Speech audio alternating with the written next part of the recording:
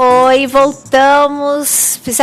Já vi que todo mundo dançou, né? Papiou, fez um monte de coisa, não é verdade? Você vê como 5 minutos é muito tempo. Vamos reduzir o intervalo para 30 segundos agora, tá bom? Brincadeira. É o seguinte, gente, eu tenho um super prazer, né? Nós temos um convidado hoje. Eu tenho um prazer enorme de estar recebendo o Igor Koso, que é do diretor da BTD, Associação Brasileira de Treinamento e Desenvolvimento. E ele é um convidado muito especial. Eu conheci o Igor já tem uns 2 anos, né? Que foi, não, acho que até mais, né? Foi quando a gente foi para Denver, né? Para Denver. Então, olha, é um grande prazer mesmo trazer o Igor aqui, porque a Associação Brasileira de Treinamento e Desenvolvimento é uma das associações que tem uma representatividade para quem é um profissional de RH totalmente diferenciado. Então, eu tenho a satisfação de apresentar vocês o Igor, que vai trazer um tema bastante interessante, e nós vamos ter um diálogo, né? Eu vou falar assim, até um diálogo até mais ampliado, né? Porque nós vamos usar a tecnologia, né, Igor, para falar com eles também. Nós gostaríamos que vocês participassem desse diálogo. Viu, Marcelo? Agora eu sei que está todo mundo quietinho aí, porque eu já fui lá falar com a professora Renata, então você fala para eles que eles podem sim perguntar. Um beijo para os calouros de Ribeirão Preto, de todos os polos, que eu já vi que Ribeirão Preto está com um monte de gente nova. Um beijo para vocês. E, pessoal, podem participar, podem perguntar bastante coisa para o Igor, tá? Porque depois vai demorar, pode ser que ele venha só daqui a alguns, sei lá, daqui a uns 20, 30, 50, 60 dias, tá bom? Para retornar aqui conosco. Mas é importante que vocês tirem dúvidas, que vocês realmente participem desse diálogo. Antes de começar com o Igor, eu quero falar só uma coisinha. Nós temos uma aluna, porque uma aluna, mesmo formada, ela sempre vai ser nossa aluna, a Jeane Macieira, do Paulo Santos. Ela escreveu um livro, está aqui o livro dela, 5 passos para construir uma equipe vencedora, uma aluna de AD, e ela nos agraciou com este presente, né? Então, esse livro eu gostaria de mostrar para vocês. E esse livro vai ser de alguém, né? Então, depois eu vou saber para quem será este livro, tá bom? Então, se vocês tiverem depois a curiosidade, a gente vai deixar esse livro para que vocês possam consultar, comprar, adquirir, que é de uma amiga, de uma colega de vocês do curso de RH, tá bom? Igor, boa noite. Boa noite. É um grande prazer mesmo estar com você. Gosto muito, né, de você, da BTD, sempre estou lá. Eu acho que é uma associação que realmente traz um valor para um profissional de RH totalmente diferenciado. Legal, André. Eu que agradeço o convite para participar, um momento especial que está começando um semestre para o pessoal do curso de RH.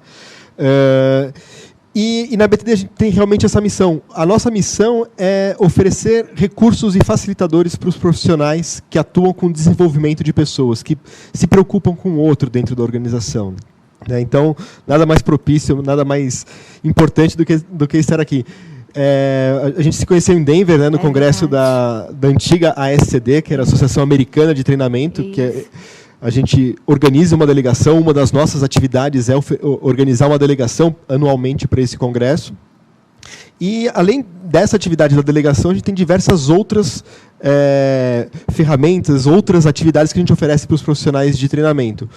O Congresso Brasileiro de Treinamento, que acontece no final do ano, seminários e workshops, conteúdo online. Então, eu quero oferecer a BTD para todos os alunos, para vocês, como fonte de pesquisa, como fonte de inspiração para os trabalhos, para os artigos que eu sei que eles têm que produzir a cada semestre.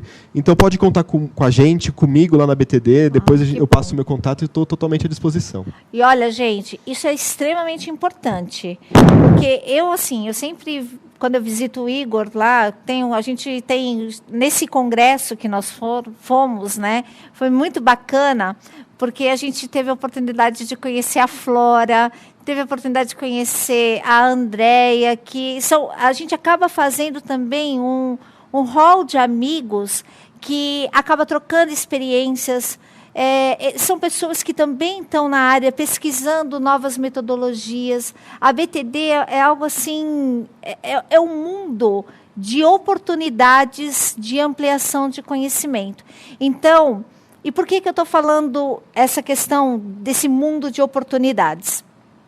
Quando o Igor fala da questão de pesquisa, e a gente fala de talento, né? E a gente fala de desenvolvimento, a gente fala de treinamento, a gente fala de uma série de coisas, nós sabemos que o mundo acadêmico, ele debate uma série de situações, o que é modismo, o que não é modismo, né? Se nós vamos perder a essência daquilo que é importante. E eu acho que tem uma característica da ABTD, que é essa importância a importância das pessoas nas organizações. E esse viés ficou muito claro para mim quando a gente foi para aquele congresso, né? Realmente, a função a gente enxerga como uma missão mesmo de gerar conhecimento, gerar capacitação nas pessoas dentro das organizações. E isso acontece através dos profissionais, principalmente de recursos humanos, que eles precisam acender as luzinhas nos líderes, nos gestores de departamento, para que eles desenvolvam a sua equipe, que atuem diretamente com a sua equipe, utilizando a área de recursos humanos como apoio para isso, né? E tem uma coisa que é engraçada, né, Igor? Parece que quando a gente entra numa crise econômica, a sensação que nós temos como profissionais de RH é que a primeira coisa que as pessoas cortam é o treinamento. E que, na verdade, não deveria, né? Pelo contrário, né? Às vezes eu olho para o cenário, né, das organizações, a gente começa a perceber que, assim, olha, o que a gente vai cortar? Você corta treinamento, corta desenvolvimento e na hora que corta custo. Só que o treinamento e o desenvolvimento a gente nunca vê como custo, né? A gente tem sempre um outro olhar, né? Essa é uma discussão extremamente importante e atual, né? Como que as pessoas precisam enxergar a área de treinamento, a área de recursos humanos. E aí eu até faço uma autocrítica para nós que atuamos nessa área, que a gente precisa realmente vender bem o nosso peixe, vender a importância da nossa área, do nosso departamento, e mostrar que, se você não deixa de fazer treinamento, não adianta você investir milhões em marketing e achar que o resultado das vendas foi simplesmente porque você fez mais marketing. Se a pessoa na ponta de venda não está capacitada para entregar um produto, para esclarecer as informações sobre o produto, não vai resolver. Então é um trabalho conjunto.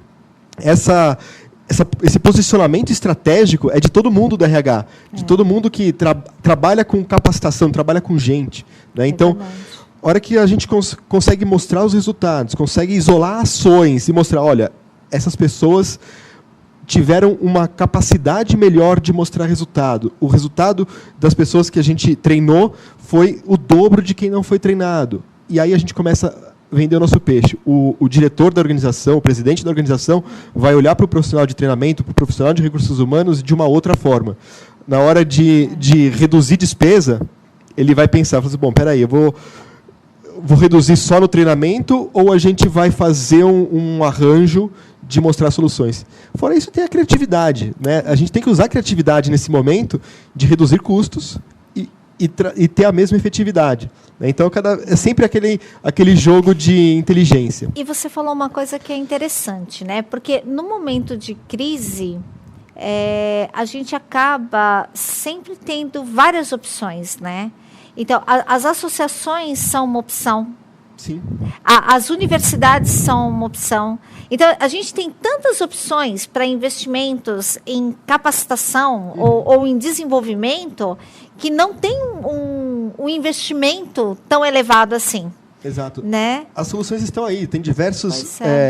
o conteúdo está disponível. Né? E aí, até lembrando um pouco do que eu estava assistindo da sua explanação sobre o próprio curso, a dinâmica do curso, dos 3 objetivos principais. Né? Sim. O primeiro é a questão estratégica, né? Da visão estratégica da organização e o profissional de RH se enxergar lá. Né? E o segundo é a questão do protagonismo, de falar assim, olha, tá aqui, a bucha é minha, eu vou resolver. Isso. E ir atrás de procurar soluções para que a organização cresça e você seja o portador desse crescimento. É verdade. E aí a visão estratégica do profissional de treinamento é grande. E é lógico, não pode esquecer o último objetivo, o último patamar disso aí, sempre com clareza, com retidão, né, e embasamento ético de todas as ações para que o crescimento seja sustentável. É verdade. E, pessoal, deixa eu até falar uma coisa para vocês. A gente estava discutindo, né, conversando, né, não brigando, né, a gente estava conversando, eu e o Igor, e uma das coisas que eu estava falando para ele era a questão do profissional de RH. E eu falo com muita tranquilidade porque me considero da área, sou da área, então, como nós somos protecionistas, né? Como nós achamos que o treinamento é nosso, ninguém vai pôr a mão, quem tem que treinar sou eu, né? É uma coisa assim que a área tem, ela não trabalha como multiplicadora, né? Ela não dá para as outras áreas a capacidade, né, ou o compartilhamento do saber. Então, isso também dificulta um pouco, né, Igor? Com certeza. E isso é um problema que gera essa percepção do RH como um setor isolado da organização. E aí sim, na hora de cortar a verba, é ali, porque você não, é uma área isolada. A hora que o RH funciona como um suporte para essas ações de desenvolvimento, atendendo a demanda da operação da organização, né, e atuando como um parceiro nessa relação, oferecendo soluções, mas principalmente oferecendo soluções que são demandadas. Né? Essa parceria tem que existir e ela é extremamente importante nesse quesito de atuar de forma estratégica. Tem uma questão que a gente sempre pensa na hora assim, as empresas que investem muito em capacitação, em desenvolvimento, e nós temos muitas empresas que investem, e não são só empresas grandes. Nós temos empresas de pequeno porte e que elas estimulam as pessoas a se desenvolverem. Uhum. Tem algumas questões que eu acho muito interessante em momentos de crise, que hoje, por exemplo, apesar das empresas investirem, nos momentos de crise, as pessoas também passam a investir mais no seu desenvolvimento para se manter, entre aspas, empregáveis, né? É interessante esse movimento do mercado. Com certeza, e até é uma questão que acontece eu vi na TD, uma tendência nova, a TD é o Congresso dos Estados Unidos, que eles mudaram o nome. Eles têm um novo conceito de aprendizado que eles bring your own learning, traga o seu próprio aprendizado. Já é consolidado a questão do bring your own device, né? Traga o seu próprio celular, o seu próprio gadget eletrônico, mas agora traga o seu próprio aprendizado. É a questão do protagonismo. O profissional tem que mostrar que está engajado e está comprometido com o seu próprio desenvolvimento. E quando você tem o desenvolvimento do profissional alinhado com a estratégia da organização, a questão de enxergar os mesmos valores, a mesma missão, as missões pessoais e organizacionais, elas estão alinhadas, o resultado é vantajoso para os dois lados. Né? Eu quero fazer um parênteses com eles. Pessoal, alguém tem alguma pergunta? Vocês gostariam de fazer alguma pergunta para o Igor? Podem fazendo, podem participar do diálogo, tá? Conforme a gente vai conversando, a professora Renata vai mandando para nós as perguntas, tá? O Igor falou uma coisa, eu quero fazer um parênteses com vocês, em relação à questão dessa visão conjunta, né? Às vezes, o profissional, ele diz assim, eu vou investir, eu vou me capacitar para atender alguma coisa que é da organização, que a organização que precisa. Eu vou dizer o meu posicionamento, né, para a gente poder, até para a gente saber se há uma discussão, se o que eu estou falando você concorda ou não concorda, Igor, nesse sentido. Eu entendo que nós precisamos sempre estar se atualizando. Essa é uma pressuposição minha. Mas eu nunca me aperfeiçoei em função da organização, mas em função do meu trabalho. É diferente, né? Por exemplo, se eu estou numa organização, olha, prestem bem atenção nisso, pessoal. Pera um pouquinho que o Francisco... Ai, Francisco, um beijo para você. Pera aí, Francisco, que eu já respondo a sua pergunta. Quando eu, Andréa, invisto na minha capacitação, eu estou investindo para o meu trabalho, para aquilo que é importante para a minha carreira, porque a carreira é minha, não é da organização.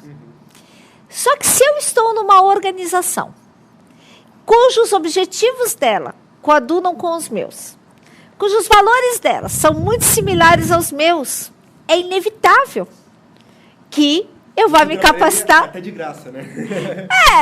Mais ou menos.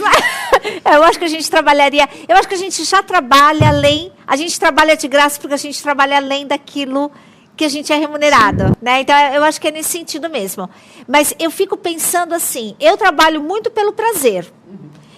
Eu sou uma pessoa movida pelo prazer.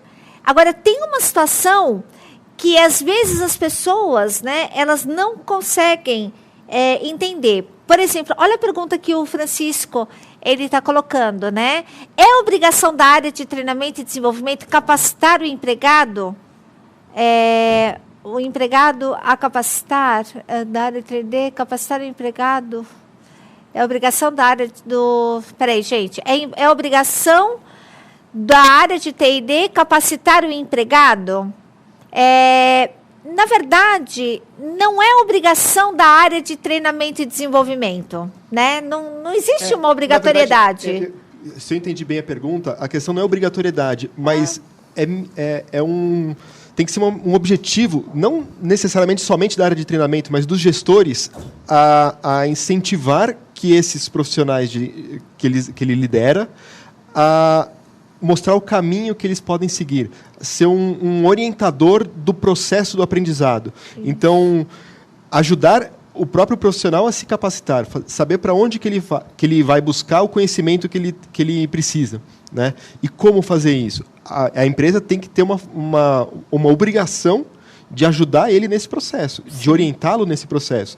A questão que a gente estava falando antes de alinhar missão, trabalhar pelo prazer, é a questão do propósito, né? Todo mundo tem que saber aonde eu quero chegar, qual que é o meu objetivo profissional e pessoal, e quanto mais alinhado essas duas vidas, né? Eu não gosto muito de separar a vida pessoal da vida profissional, nem dá, né? Porque não dá, é impossível. Mas quanto mais esses dois universos caminharem paralelos, caminharem juntos, é melhor. E aí os profissionais vão buscar essa capacitação. Francisco, ele seria um agente multiplicador? Na verdade, eu vou até complementar o que o Francisco falou. Primeiro, o Igor falou da questão da obrigatoriedade, né? Não existe obrigatoriedade. Existe talvez até uma necessidade. Uma necessidade, né? Exatamente. Há uma necessidade. As empresas, e assim, jogando muito limpo com vocês no mundo organizacional, a gente sabe que é assim. Se eu preciso... se eu quero um profissional pronto, eu vou buscar no mercado alguém que já tenha uma capacitação pronta. Uhum. E aí eu ajusto ele aos quesitos que a minha empresa exige, precisa. Nesse aspecto, não existe profissional pronto. Não, né? Não. Mas assim, por exemplo, eu posso ter um técnico, né? Sim. Alguém que conheça, sei lá, uma linguagem, né? Conheça o MS Project, conheça... um Excel avançado, não sei o que, né? E aí eu quero alguém pronto. Ou eu posso capacitar alguém que vai levar um tempo, mas é um profissional que já conhece a minha empresa, que já entende do negócio. Então, quem eu trouxer de fora, ele tem a técnica, né? Uhum. Ele tem a técnica literalmente, mas ele não tem outros aspectos. Então, existe essa obrigatoriedade? Não existe obrigatoriedade. Existe a necessidade. Quem paga o desenvolvimento? Depende. Se a empresa precisa muito, ela paga. Uhum. Porque ela sabe que vai depender do profissional capacitado. Dela. Isso, o sucesso dela depende de um profissional competente. Sim. E competente, gente, é alguém que tem habilidades atitudes e conhecimento para realizar uma tarefa Exato. que é necessária. A gente tem uma máxima na BTD que é assim, as pessoas... Normalmente o RH contrata pelo conhecimento técnico e demite pela atitude, pela falta de atitude. Tem que inverter o jogo, né? A questão de contrata pela atitude, vê o posicionamento, vê se a pessoa está alinhada com a estratégia.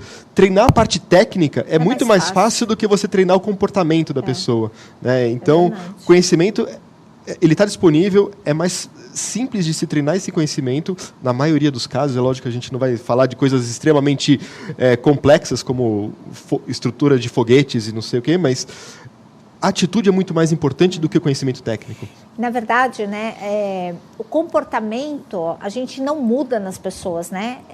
Não adianta a gente querer, a gente utiliza um jargão que a gente fala assim, vamos realizar treinamentos comportamentais.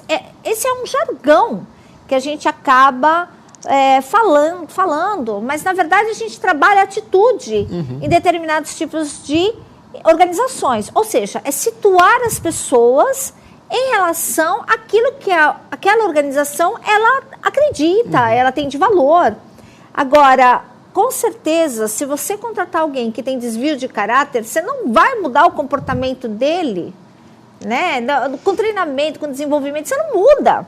Vai investir muito dinheiro fazendo isso e não vai resolver. Não vai adiantar, né?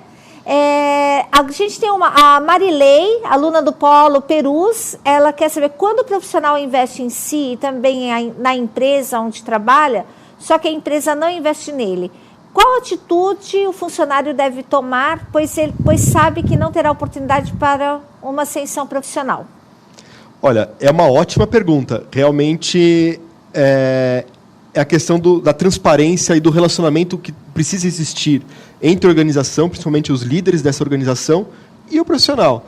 A hora que o profissional ele está alinhado, ele acredita no propósito da empresa, ele acredita no que ele faz dentro da organização, a busca por mais conhecimento vai ser automática. E quanto mais conhecimento, ele consegue enxergar uma trilha que ele pode percorrer dentro da organização. Uma grande dificuldade, assim, porque, de repente, a organização é pequena, ela não tem muita possibilidade de crescimento, você não tem uma outra posição, mas cabe a esse profissional que está alinhado e buscando conhecimento propor alterações. É a questão do protagonismo, de falar assim, olha, vamos aqui, eu acredito nessa missão da empresa, eu acredito no produto, eu estou extremamente alinhado e os nossos propósitos estão correspondentes. Então, o investimento passa a ser automático, você vai querer sempre mais. A hora que você perde essa paixão pela organização, é difícil. Aí acaba acontecendo aquela questão do comodismo. Eu falo assim, estou aqui, vou passar meu horário, passo o meu cartão de manhã, passo a noite, e o que acontecer, aconteceu. É difícil. Hoje, as pessoas buscam muito mais. Elas buscam um valor no que elas fazem. Então, cabe à empresa oferecer essa visão e ser transparente nas possibilidades, e cabe ao funcionário enxergar o que ele quer e aonde ele quer chegar, e se a empresa que ele está corresponde a isso, né? Porque às vezes pode não corresponder. E tem uma coisa que você falou, que a Marilei falou, que eu achei interessante, que ela escreveu, né, que eu achei interessante. Você falou assim, hoje os profissionais querem mais, né? Mas esse mais não necessariamente é status, é dinheiro, é poder. Cada um quer mais de alguma coisa. É uma coisa interessante, porque se tornou muito individualizada essa questão da carreira. Alguns falam assim, não, eu quero flexibilidade de horário. Olha, pode me fazer trabalhar 24 horas por dia, mas eu tenho que ter flexibilidade de horário. Sim. Aí você fala, mas como é que alguém quer trabalhar 24 horas por dia, mas é que as 24 horas ele vai dar um jeito de fazer essas 24 horas de algum jeito, de algum lugar. Ele quer estar na praia, deitado na areia, no computador, mas ele está lá, tranquilo, entendeu? Exato. Hoje as tecnologias permitem isso. Sim. É questão da pessoa saber o que eu quero, o que eu preciso, o que me faz feliz. Eu quero trabalhar de casa, perto da minha família, consigo trabalhar de casa? Eu não consigo, eu preciso do meu momento. Mas tem gente que prefere fazer isso. E a questão é muito sutil a diferença de cada um. O mercado está mudando muito rapidamente. É verdade. Uma coisa que as pessoas buscam muito é o simples reconhecimento, o simples muito obrigado. Eu falei, puxa, foi muito bom isso. Eu acredito nesse trabalho. É muito melhor, ou é tão bom quanto um aumento de salário. O aumento de salário, ele é efêmero, ele acaba. Depois que a pessoa mudou o padrão de vida, assimilou aquilo lá, acabou. A gente costuma falar, né? Bom, a teoria de Maslow diz, né? Os estudos de Maslow, que são tão antigos, da década de 60, né? Eles acabam sempre falando que não dura 2 meses. Exatamente, você adapta a sua... Gente, 2 meses é suficiente. Aliás, eu acho que 2 meses, acho que daria... Hoje seriam 30, porque quando você sabe que você vai ter um aumento, você já vai no cartão de crédito e gasta 30 dias antes. Exatamente. Quando vem um aumento, você já gastou. Já foi. E eu acho que tem uma característica desta geração nova que está no mercado de trabalho, que é... A questão do reconhecimento ela é muito importante. E são todos os tipos de reconhecimento. Sim. Até você investir na capacitação. Assim, olha, eu vou mandar a Marilei para onde que vai ser a TD esse ano? Denver. Vai ser em Denver de novo? Novamente. Então, eu vou mandar a Marilei para Denver. Olha, você imagina, Marilei, você em Denver, né, ficando 15 dias lá, ouvindo os melhores palestrantes na área de gestão de pessoas do mundo, se relacionando com pessoas de todo o planeta. É a melhor coisa do mundo, né? Você teria... Isso é super... Você vai se valorizar? Você vai se valorizar e vai valorizar a empresa que você trabalha. Agora, às vezes, as pessoas que estão na direção, elas não conseguem ter essa visão que, às vezes, o pouco é muito. Exato. Né? O muito obrigado, muitas vezes resolve o reconhecimento. Às vezes, assim, olha, poxa, sabe, vai uma semana, você vai ficar em casa, estou tirando de prêmio, uma semana em casa, né? E a gente, às vezes, não tem essa possibilidade. Né? Existe uma questão legal também, né? A legislação brasileira é uma coisa muito complicada, né? Você não pode fazer nem o bem, porque senão você cria paradigmas. Exatamente, você cria o direito adquirido. Isso. E aquela coisa que é complicado de você premiar. A gente tem sempre discussões gigantescas. Você, puxa, a gente queria fazer assim, assado, um bônus assim. Não, tem que passar pela parte jurídica para entender essa possibilidade. E a gente quer simplesmente fazer um reconhecimento, né? Como fazer isso? É uma questão que cabe a nós, todos os profissionais, enxergar os caminhos, porque não existe uma regra, não existe uma receita.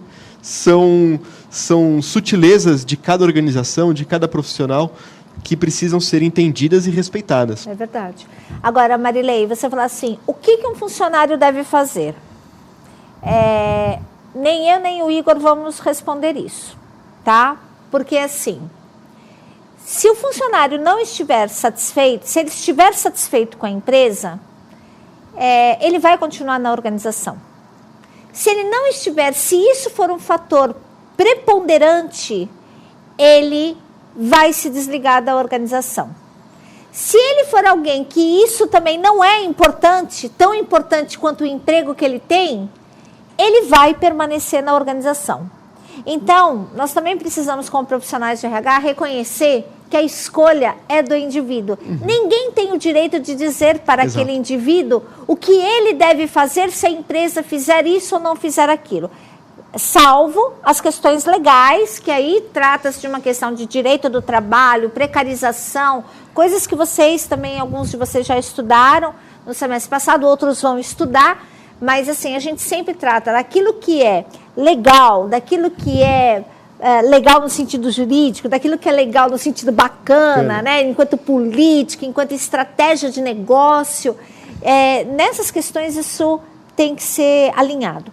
A aluna Ingrid, do Polo Mauá, ela está perguntando o seguinte: como mudar a visão da empresa com relação à formação dos profissionais em cursos tecnólogos e não em cursos de bacharelado?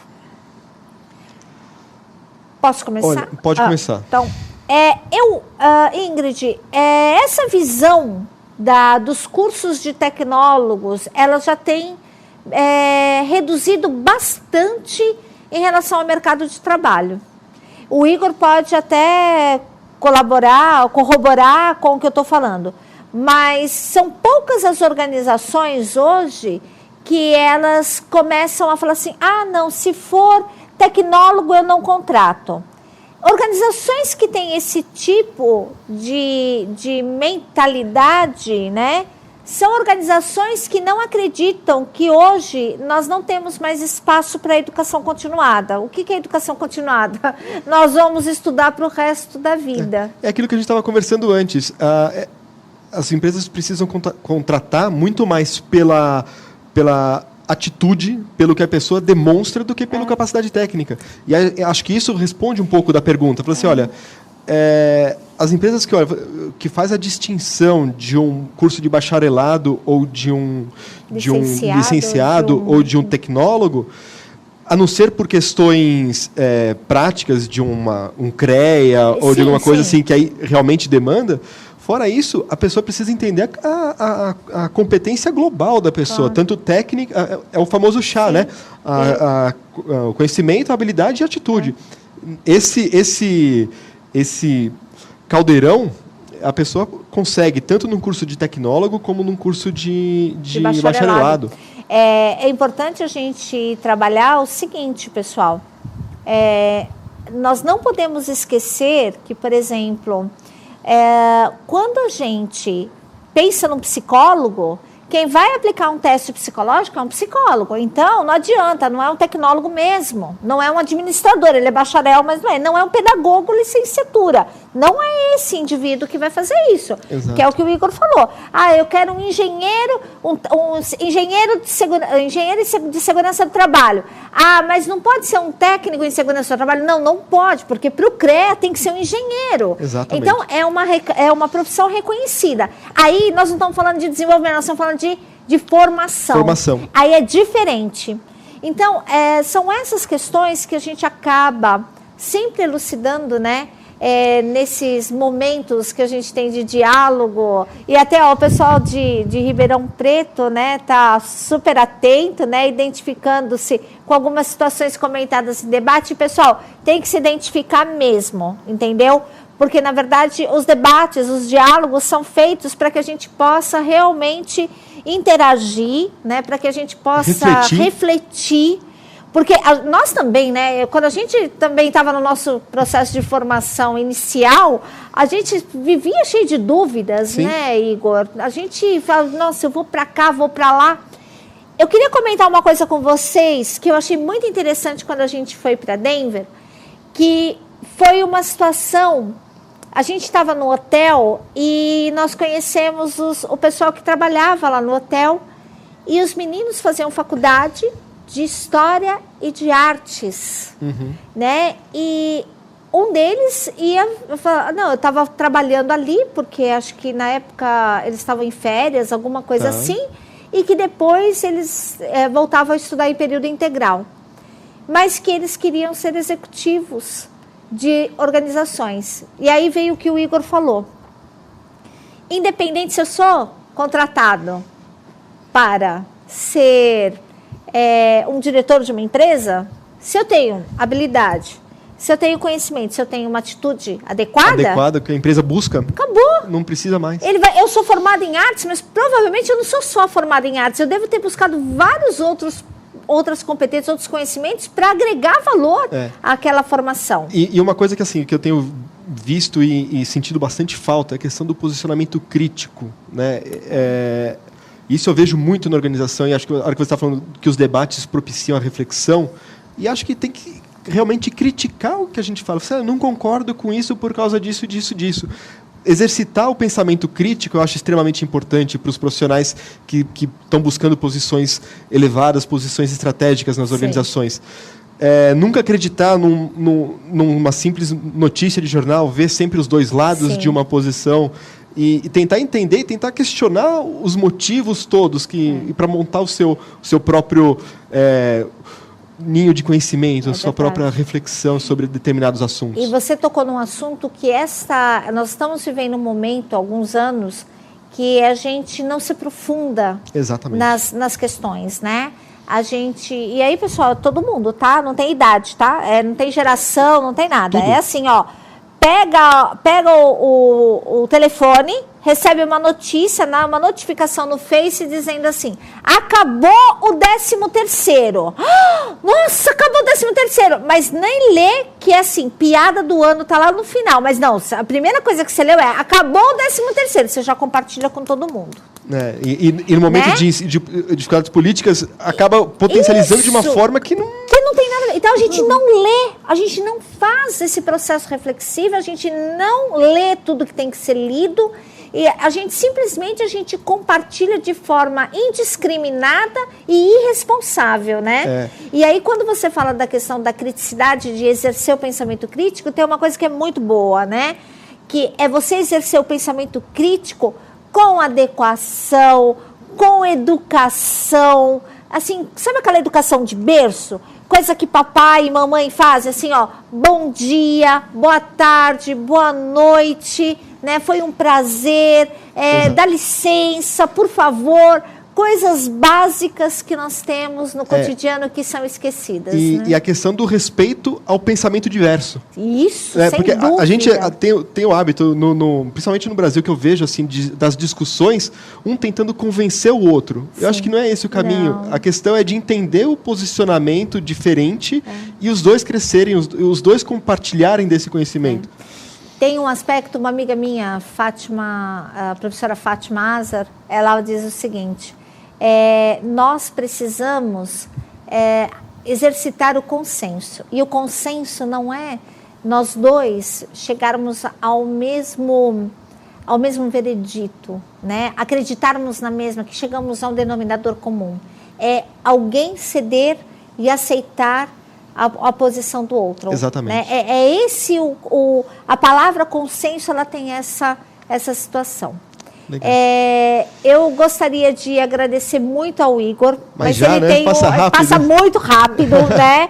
Eu queria agradecer muito. E o Igor, gente, ele é de uma generosidade tamanha, né? E ele trouxe um presente para vocês. Então ele vai dizer qual é o presente que ele trouxe para vocês. Na verdade, a BTD oferece diversas soluções e um dos benefícios que o associado tem é o acesso às transmissões dos eventos que a gente realiza lá em São Paulo, na nossa sede. Essa semana, na sexta-feira, a gente vai ter um evento que é a excelência no atendimento ao cliente, e que vai ser ministrado pelo Alexandre Sliunik, que é um dos diretores também da BTD. E o acesso online vai estar disponível para todos os alunos. A gente vai colocar no banner no bloco da semana. Bloco da semana na área dos alunos aí para vocês acessarem. Esse treinamento fala de treinamento com excelência para os clientes, né? O atendimento com excelência aos clientes. Só que não fala somente dos clientes externos. Quem são os nossos clientes? As pessoas com quem nós nos relacionamos dentro da organização. Então, é um treinamento muito legal, muito dinâmico. Tenho certeza que vocês todos vão gostar. Eu também fico totalmente à disposição na BTD. É fácil acessar o site da BTD, abtd.com.br. Vocês conseguem entrar em contato comigo através do site, através da nossa equipe. Fico totalmente à disposição de verdade para esclarecer dúvidas, contribuir com material, com dicas de pesquisas. A gente tem algumas pesquisas interessantes da BTD que pode ajudar algum artigo, algum material, algum trabalho de vocês aí na... Olha o PAP, hein? Vocês vão sair ganhando, porque o PAP desse semestre vai ajudar muito vocês. Podem contar com a gente. Vocês podem contar com a BTD, tá vendo? Pode contar com a gente. Que legal, Igor. Muito obrigada mesmo. Obrigado a você, Andréia. Pela sua participação. Obrigado. Tá bom? Até mais.